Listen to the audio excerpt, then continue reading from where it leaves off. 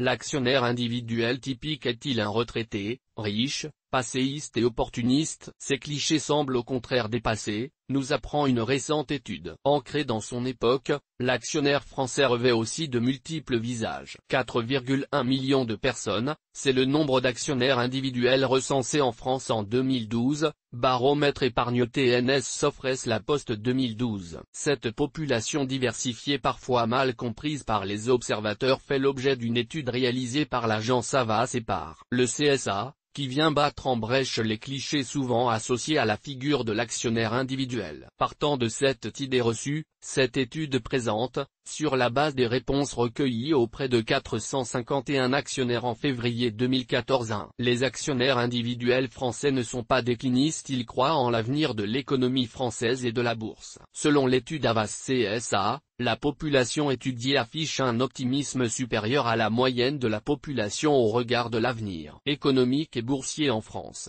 40% contre 29%. Plus enclin à privilégier les petites et moyennes entreprises, 81%, que les grandes, 67%, les actionnaires individuels considèrent la période actuelle favorable aux investissements, 55%, et n'envisagent pas de réduire la voilure. 20 à 30% d'entre eux pensent même renforcer leur position, qu'ils soient détenteurs d'un livret d'épargne, d'un PERP, d'un contrat d'assurance vie, d'un plan d'épargne salariale, d'un PEL ou d'un compte-titre. 2. Les actionnaires individuels français ne sont pas que des retraités. 50% des actionnaires individuels sont des actifs, nous apprend l'étude Havas CSA. Mieux, 62% des actionnaires individuels français sont âgés de moins de 65 ans. Et il n'y a pas d'âge pour investir. 50% des actionnaires individuels se sont lancés avant l'âge de 40 ans. Les idées reçues concernant la classe sociale et le sexe de ces actionnaires semblent quant à eux plus justifiées. Les cadres et professions libérales sont surreprésentés dans ce groupe, 17% contre 12% pour la moyenne des Français, tout comme les hommes qui pèsent 72%. 3. Les actionnaires individuels français ne sont pas tous fortunés, pas besoin d'être millionnaire pour être actionnaire. Près d'un actionnaire sur 3, 28%, possède un patrimoine total de moins de 150 000 euros, quand la moitié des ménages français déclaraient en 2012 un patrimoine supérieur selon l'INSEE, et moins d'un actionnaire sur 10 déclare plus de 1 million d'euros de patrimoine total. En outre, pour 48% des actionnaires, le patrimoine en actions ne dépasse pas 20 000 euros. La proportion passe à 32% pour les portefeuilles d'un montant inférieur à 10 000 euros. 4. Les actionnaires individuels français ne sont pas tous férus de finances, constat moins surprenant. Cette population spécifique se révèle plus fidèle que connaisseuse. Une fois qu'ils ont investi, ils ne se montrent nullement obsédés par le suivi du cours de bourse. 42% des personnes interrogées ne le consultent qu'une fois par semaine au maximum. Assez peu actifs, 64% des actionnaires individuels procèdent à des arbitrages moins souvent qu'une fois par mois et 7% jamais. Investissement également dans la durée. 44% conservent leurs actions plus de 5 ans. Positionnés majoritairement sur le CAC 40, 82%, l'échantillon interrogé se veut également prudent.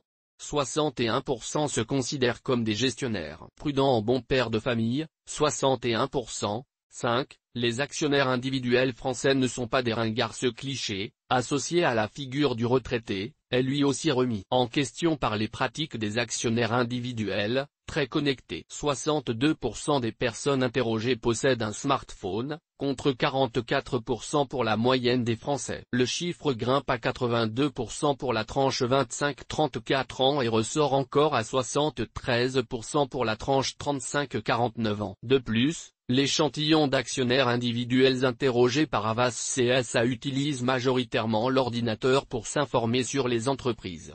88%. La tablette et le smartphone sont encore loin derrière avec 12% et 9%. Pour s'informer sur l'actualité économique et financière, les sites internet spécialisés sont privilégiés, 53%, suivis par la presse spécialisée, 42%, et les sites des entreprises elles-mêmes, 21%. Idem pour les ordres de bourse, Internet est le canal le plus emprunté, même si l'intermédiaire financier demeure généralement le banquier, 67%. 6. Les actionnaires individuels français ne sont pas opportunistes, ils dévoilent notamment un intérêt pour l'entreprise dans son ensemble. Au-delà de l'information financière fournie par les sociétés elles-mêmes, 79%, ou par les médias, 77%, les actionnaires interrogés par Havas CSA se disent attentifs à la prise de parole des dirigeants de l'entreprise, 58%, et à la publicité sur leurs produits et services, 57%. Malgré cet intérêt, seul un actionnaire sur deux a le sentiment de bien connaître les entreprises dont il est actionnaire et un tiers d'entre eux n'est toujours pas satisfait de la communication qui leur est destinée. 7. Les actionnaires individuels français ne se ressemblent pas tous. L'étude Havas CSA a établi 5 catégories d'actionnaires à partir de l'échantillon interrogé, révélant une certaine diversité de profils. L'actionnaire de circonstance, qui représente 29% du total, se révèle distant de ce mode d'investissement qui ne le satisfait pas. Plus représenté dans le monde rural, ce profil n'investit que pour préparer sa retraite et ne s'intéresse ni à la bourse ni aux entreprises. Il considère la période peu favorable à l'investissement.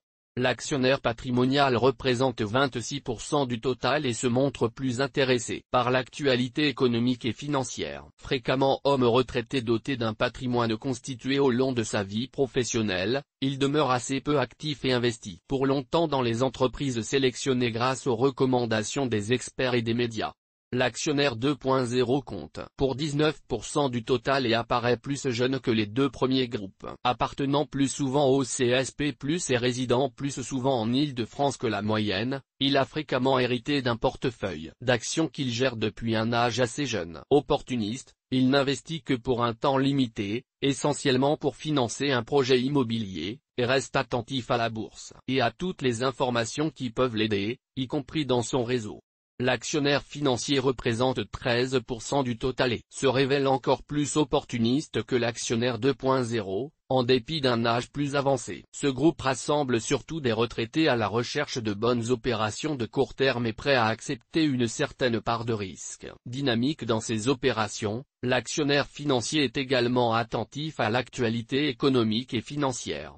L'actionnaire amer compte lui aussi pour 13% du total et réunit davantage de femmes et de retraités que la moyenne. Déçu par ses investissements passés, il se montre peu confiant sur ceux à venir. Ce groupe s'avère peu actif et peu autonome et méconnaît les entreprises dont il détient des actions, bien que ce soit souvent depuis longtemps. Il semble plus enclin que les autres à liquider ses actions de par la défiance à l'égard de la bourse et des acteurs de la vie politique et économique. Et vous ? À quelle catégorie appartenez-vous? Les informations de Café de la Bourse, comme et de ses publications sont données à titre pédagogique. Elles ne constituent en aucun cas des recommandations d'investissement. Le lecteur se doit d'étudier les risques avant d'effectuer toute transaction. Il est seul responsable de ses décisions d'investissement.